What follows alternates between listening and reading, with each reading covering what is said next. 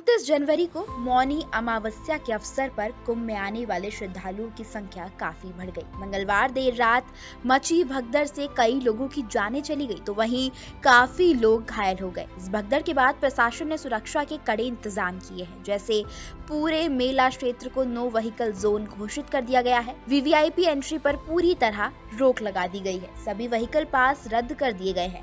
रास्ते को one way कर दिया गया है। स्नान के बाद श्रद्धालुओं को दूसरे रास्ते से बाहर भेजा जा रहा है। शहर में 4 पहिया वाहनों की एंट्री पर रोक लगा दी गई है। मेला क्षेत्र में ये व्यवस्था 4 फरवरी तक लागू रहेगी।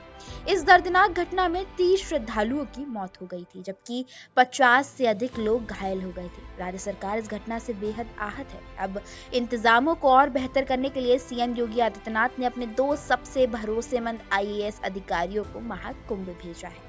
ये आईएएस अधिकारी हैं आशीष गोयल और भानु गोस्वामी। ये दोनों बेहद अनुभवी ऑफिसर हैं और 2019 में प्रयागराज में ही आयोजित कुंभ का इंतजाम इन्हीं के हाथों में था। दोनों अधिकारियों ने उस वक्त बेहतरीन तरीके से इंतजाम किए थे। 2019 कुंभ में आशीष गोयल और भानु गोस्वामी की जोड़ी ने विजय किरण आनंद के साथ मिलकर पूरी व्यवस्था संभाली। भानु गोस्वामी तब डीएम और प्रयागराज प्राधिकरण के वाइस चेयरमैन थे।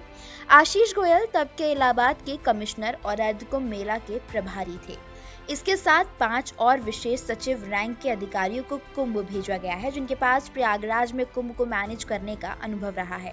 इसके साथ ही सीएम योगी ने कई अहम फैसले लिए हैं। उन्होंने कहा है कि महाकुंभ मेला क्षेत्र हो या प्रयागराज, बाहर जाने का मार्ग रुकना नहीं चाहिए।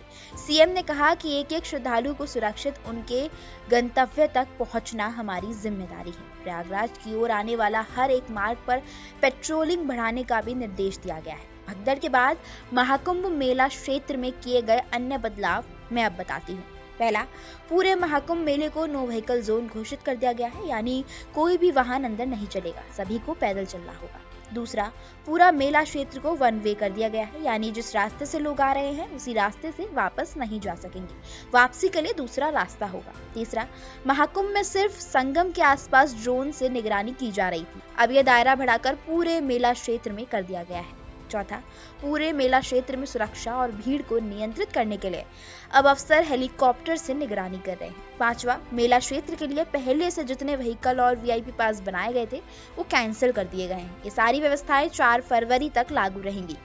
महाकुंभ मेले की व्यवस्थाओं को बेहतर बनाने के लिए 12 फरवरी तक स्पेशल अधिकारियों को तैनात किया गया है। ये दोनों अफसर 12 फरवरी तक प्रयागराज में रहकर महाकुंभ की व्यवस्था को देखेंगे।